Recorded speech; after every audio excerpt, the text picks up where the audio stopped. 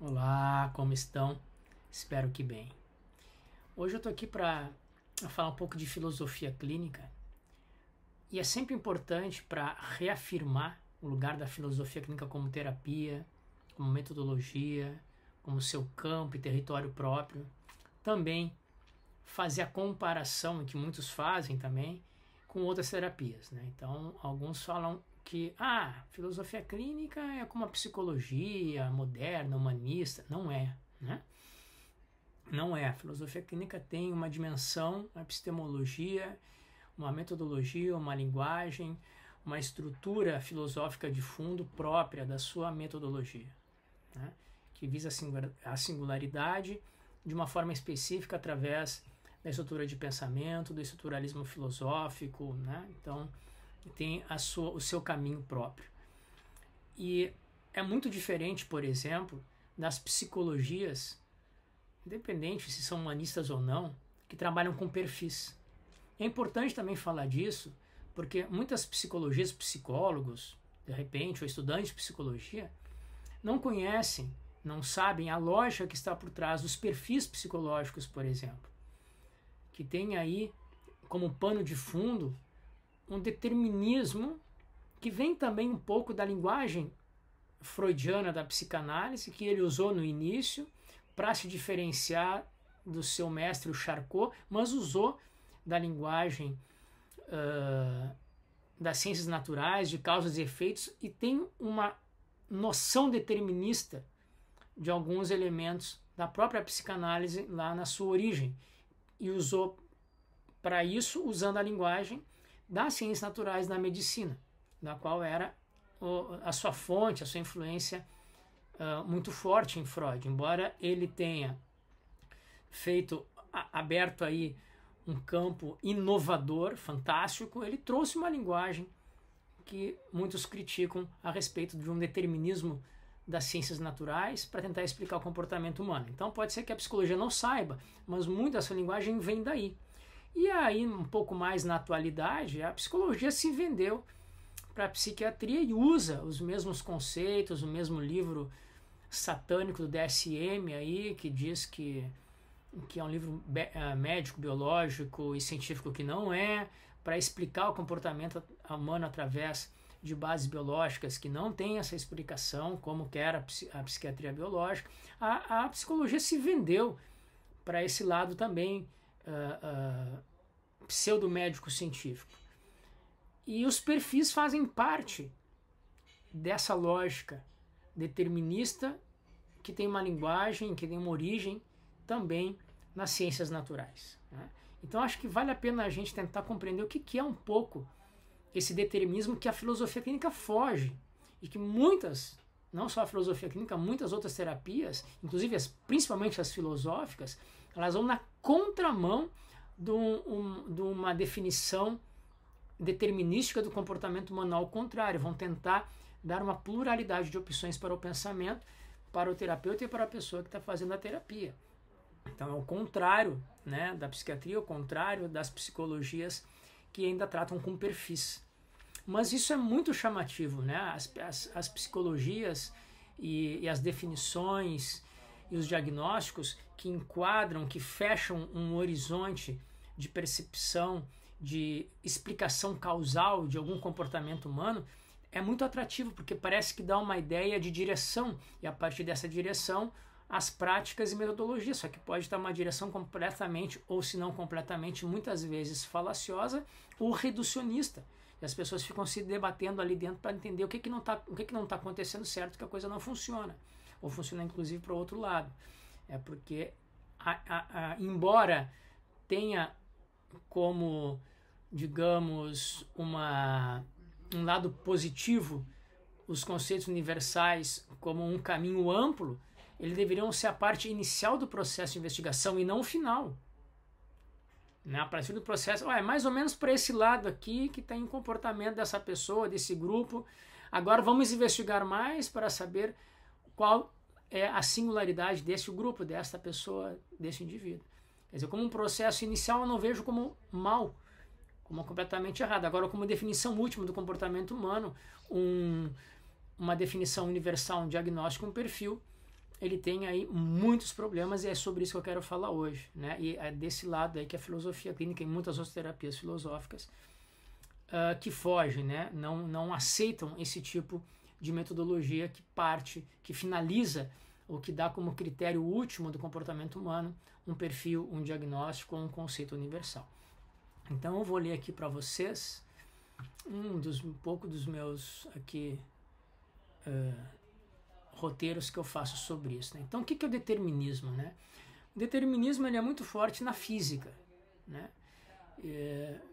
Nos corpos, né? Nas questões materiais, digamos assim, na física principalmente, que diz assim que se a gente conhecesse perfeitamente o estado do universo em um momento dado, ou seja, se nesse momento a gente conhecesse todas as leis físicas que regem esse universo e todas as condições que estão presentes nesse momento, se conhecêssemos perfeitamente o estado do universo através dessas leis e dessas condições, poderíamos prever com certeza tudo o que ocorrerá depois. E também tudo o que ocorreu antes para que chegue aquele momento, que também vai ocorrer depois, né? O cachorro louco aí acordou. Essa ideia está muito associada ao determinismo clássico mecanicista, né? Que tanto a física newtoniana ou na questão do próprio Descartes, né? Como o próprio Laplace também nas questões do determinismo do universo e das leis universais. Então essa ideia de um determinismo tem a ver com uma ideia mecanicista, em que a gente sabe perfeitamente como funcionam os elementos dessa mecânica e a partir daí, se a gente sabe os elementos de hoje, podemos prever quando e o que vai ocorrer no futuro e também em todos os passos que ocorreram no passado, né? O determinismo filosófico já é uma doutrina também que segue esse esquema, que está muito parecido com os perfis psicológicos, segundo o qual os acontecimentos, né, incluindo aí as nossas decisões humanas, né, estão causalmente determinadas por eventos anteriores. Então, podemos pensar aí num determinismo sociológico, né, onde a cultura e a estrutura social determinam as ações dos indivíduos que estão nesta cultura. Ou seja, tudo o que ocorre, né, vai ocorrer necessariamente e não poderia ser, né, ter ocorrido de outra maneira, dadas as condições prévias da condição humana, do pensamento humano, aí vem o psicológico, né, ou da cultura. Isso é um determinismo, né? Então, por exemplo, as ações humanas estão determinadas por os estados mentais prévios. Está aí o determinismo psicológico, né? O determinismo a partir dos elementos da mente, né? Então, estamos determinados no futuro por estados mentais prévios. Então, qual é o problema com isso, né? O determinismo físico, né, ainda que potente no âmbito da física, da engenharia, quando levado, né, de novo vamos pensar em Russell, né, que é a confusão de domínios. Quando ele é levado para o domínio das ciências humanas, ou da ciência do pensamento, ou da ciência da mente, ou da psicologia, aí, como se diz hoje, né, que ela é muito mais comportamental. Hoje a psicologia não investiga as relações da vida interior como elementos, como a psicanálise faz ainda, ela só tá fixada no comportamento e nas causas desse comportamento, com esse pensamento determinista. Quando tem esse determinismo físico, quando esse modelo físico, que vem da física, da engenharia, adentra as psicologias de hoje, ela fracassa rotundamente ao abordar o mundo mental. As disposições ou as propriedades emergentes que o ser humano, através da relação com o social, com os seres humanos, acabam aparecendo nessa interação. Ela não pode capturar de maneira alguma a complexidade das relações mentais, psíquicas dos seres humanos e seus contextos. Ela se torna reducionista. Aplicar um modelo puramente determinista na mente humana não pode, leva necessariamente, ou mais para esse lado, a desumanização a objetificação, a coisificação do comportamento humano, ao ignorar as dimensões importantes, como as questões da intencionalidade, dos motivos, das razões, da cultura, do sentido, do significado, da experiência subjetiva, e um monte de outros elementos que formam essa rede complexa que é viver, que é a existência do ser humano. Então os perfis psicológicos, como eu falei, ainda que eles sejam úteis, de repente, em alguma questão inicial de compreensão de onde está esse fenômeno, eles são construções históricas e culturais. Não são leis físicas, são regularidades observáveis no mundo humano. E que, como regularidades observadas, não são nada mais que isso, regularidades, que em algum momento elas podem mudar o âmbito dos seus elementos e ser regular em outra forma, e mudar a regularidade, atualizar ou mudar completamente esse padrão de comportamento histórico e cultural. Então, os perfis psicológicos não refletem as realidades sociais, subjetivas, existenciais.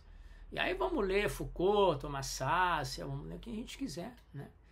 Eles acabam sendo muitas vezes, acho que nem é com um objetivo inicial, mas acabam sendo cúmplices e acabam sendo instrumentos de normalização, instrumentos como a medicalização e o controle que essas medicalizações acabam exercendo frente a esses tipos de perfis. Então, crianças que se comportam assim, tem esse perfil, então, no futuro, pessoas que... Né, a gente tem, isso é muito corrente no dia a dia. A gente julga as pessoas por 2 ou 3 elementos.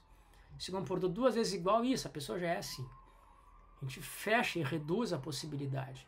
Mas vamos lá, nós temos a desculpa de sermos seres humanos comuns, vivendo uma vida comum no mundo da vida, e aí tudo bem. Agora, quando a gente está no papel de terapeutas e somos profissionais da área, ter uma perspectiva do ser humano através de perfil e diagnósticos não tem desculpa, né? Porque nós estamos reduzindo em vez de ampliar a percepção do ser humano. O determinismo físico aplicado à mente humana, à existência humana, à terapia humana, reduz o ser humano a uma matéria causal. Então, às vezes, até a física se confunde. Mas se todas as leis da física predissessem que estamos aqui agora, eu fazendo esse vídeo, vocês olhando, porque já estava dito lá no começo do Big Bang, né? Então, quer dizer que está tudo determinado. Mas aqui tem uma confusão que a própria física faz. Ela passa da física para a metafísica, para a ontologia. O determinismo material, não há dúvida. Mas nós, como seres humanos, não somos constituídos só de matéria. Há propriedades emergentes que nos diferenciam da própria matéria originária do que somos feitos. Então, o determinismo físico é um modelo muito bom para as questões físicas, até a física quântica, até a mecânica quântica. Dali em diante é diferente. Mas dentro dos grandes universo, do macrocosmos, é um modelo muito bom para as questões materiais. Mas nós não somos só matéria pura. Como somos criados também de matéria, né? Então nós também fazemos parte de... Não, porque nós temos propriedades emergentes como a consciência, como a racionalização, como a emoção, como outras coisas que nos diferenciam simplesmente de uma matéria. Não pode ser usado sem mais um modelo da ciência natural para explicar ou compreender o nosso comportamento humano, nem social e nem individual, né? Então, uma visão crítica exige, uma visão crítica, e tem muitos psicólogos, como Ian Parker, como a Ana Feijoó, brasileira, tem né, o Rafael Auler Prado, tem muitos psicólogos que são críticos.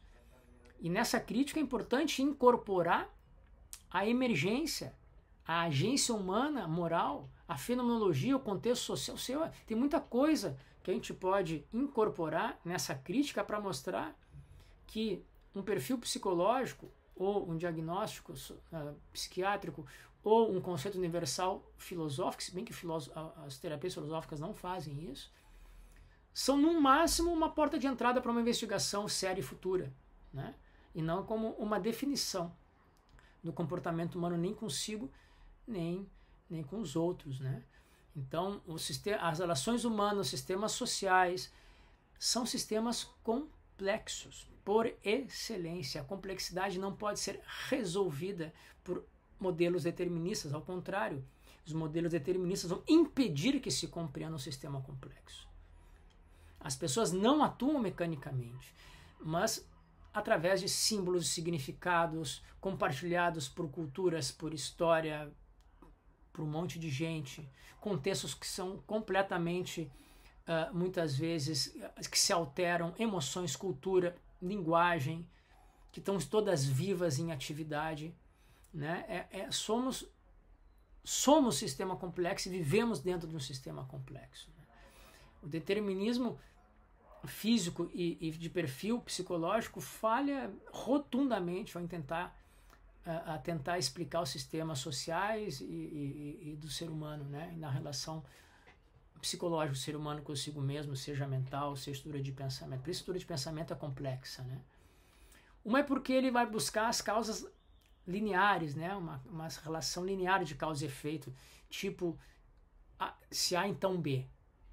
Quando que as interações sociais são multidirecionais, recursivas, de feedback, de inter-relação, né? Ela não pode explicar um modelo determinista e de perfil psicológico fenômenos emergentes como a empatia, a capacidade simbólica, a moralidade, o conflito ideológico. Esses modelos explicam isso. Não queria explicar a personalidade e o perfil de alguém através de modelos que não dão conta de explicar isso, né? Ignora a reflexibilidade, né? Que é essa maneira reflexiva de interação em sistemas complexos, né? Onde cada elemento interpreta e se modifica em todas as direções em que eles atuam. Então, para que a gente tenha uma crítica séria ao modelo determinista nas ciências humanas e nas terapias, na psicologia, é importante que a gente compreenda que o pano de fundo para uma compreensão do ser humano é um sistema complexo. Um sistema complexo a partir das ciências humanas, né? Como somos um sistema aberto, que consiste em interação com outros sistemas também abertos, como o próprio meio ambiente, como o próprio corpo, como as famílias, como a cultura, como os símbolos. Temos que rechaçar aí completamente as explicações simplistas, né? Tipo, se tu tem esse comportamento, então no futuro já está dado, né? Como se fosse uma relação causal única, né? Temos que incorporar aí ferramentas de análise dinâmicas, abertas, estruturais, complexas, autotransformativas, né? Então, o determinismo físico, né, concluindo aí como modelo epistemológico para a compreensão do ser humano, o seu estado interno, sua vida interior, digamos assim, ele fracassa rotundamente, né, quando ele tenta explicar e compreender a complexidade emergente das relações humanas, né? Esses modelos tendem normalmente a coisificar, a objetificar, a reduzir o ser humano a quase um objeto, para poder caber num modelo em que tem como origem os objetos, a matéria, né? E joga fora aí o relacional, o simbólico, o dinâmico, o significado, a cultura, a linguagem, né? Então, a gente tem que, para uma ampliação, de repente, crítica, né, desse modelo, que eu acho que tem que ser, e do qual a filosofia clínica nem as terapias filosóficas utilizam esse sistema de modelo epistemológico como determinista, seria importante que as próprias psicologias, que as próprias pessoas que lidam com perfis, lessem um pouco mais de filosofia, sociologia, antropologia, um Lévi-Strauss, um Edgar Morin, do que tem uma introdução ao pensamento complexo, alguns autores da filosofia, um existencialismo, mas não tentando encaixar isso dentro de perfil, ao contrário, para que isso desconstrua um pouco ou completamente essa noção de perfil como a definição última daquela pessoa, né? Em todas as respostas, críticas ao modelo determinista, a primeira coisa que ela vai fazer é dizer que o ser humano não pode ser considerado como algo isolado do seu meio, do seu social, das suas influências, do seu simbolismo, e que isso está sempre como um movimento de autotransformação dentro da pessoa, né? Não podemos nunca isolar o ser humano, né, do seu entorno, da sua história, da sua cultura, dos seus vínculos, do seu sistema de valores, né? Então, eu acho que seria importante duas coisas, né, dentro dessa fala. Não, a filosofia clínica não trabalha com modelos reducionistas nem de perfis. Aquilo que ela encontra como singularidade não é o perfil daquela pessoa. Por quê? Porque a singularidade encontrada pela filosofia clínica são os elementos fundamentais da estrutura de pensamento a partir daquele assunto e desse momento histórico. Se isso vai ser assim para frente, ou se a coisa vai se alterar fundamentalmente ou em poucos elementos, não temos como saber. A própria vida da pessoa, a própria existência dela é que vai nos mostrar. Então nós não predizemos, não podemos prever, prever através da EP, podemos prever num espaço curto de tempo. Se a gente conhece a EP e a pessoa continua nos mostrando os mesmos padrões, a gente mais ou menos sabe o que pode acontecer com ela, mas ela pode nos surpreender, porque ela é um sistema aberto, dinâmico, de transformação, né, que filosofia clínica nós chamamos de autogenia, ou a capacidade plástica e flexível dessa estrutura de pensamento de se reinventar. E nós temos que estar sempre abertos a essa percepção da reinvenção. Então, quando a gente define, entre aspas, uma estrutura de pensamento com os elementos que aparecem, são porque apareceram a partir dessa pessoa, a partir da sua narrativa. E isso não é uma fotografia, um instantâneo que pode ser usado como predição do futuro dessa pessoa daqui para frente. Então, se você é assim, daqui a 10 anos.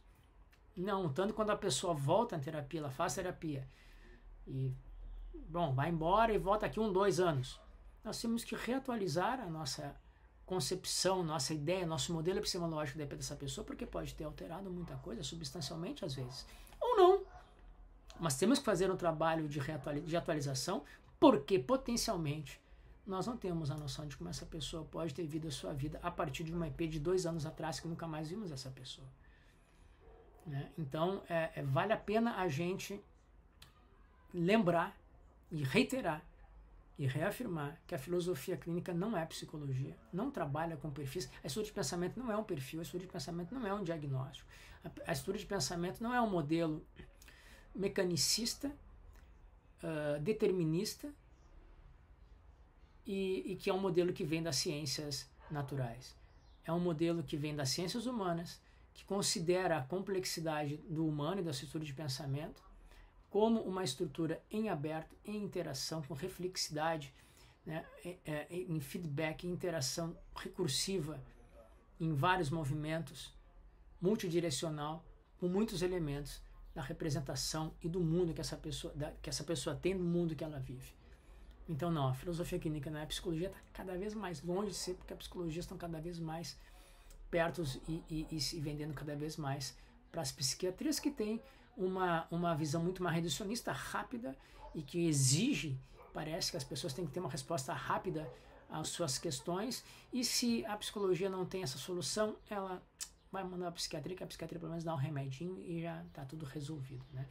Então, uma metodologia reducionista, uma metodologia falha no sentido de compreender o ser humano, uma metodologia que não dá conta da compreensão do ser humano e do indivíduo que aparece ali, e uma terapia, né, um modelo epistemológico determinista, ele vai completamente contra o elemento fundamental da vida e da existência do ser humano, a sua complexidade. E a filosofia clínica considera tudo isso em sua terapia. Por isso que ela é dinâmica, por isso que ela pode ter acesso e reconhecer a singularidade e, apesar disso, não considerar essa pessoa pronta, como se a partir dessa fotografia essa pessoa seja assim. Ela é assim a partir desse momento histórico, desse assunto que ela trouxe, dessa forma que ela falou e que nos fez reconhecer essa singularidade a partir desses elementos. Isso tudo pode alterar daqui para frente. Então esse é o recado de hoje, né? E gostaram, de like, se quiserem podem compartilhar e também escrever nos comentários o que acharam, sugestões, dúvidas e críticas, que a partir daí eu vou tendo mais subsídios para trazer mais vídeos para o canal. Muito obrigado e até o próximo vídeo.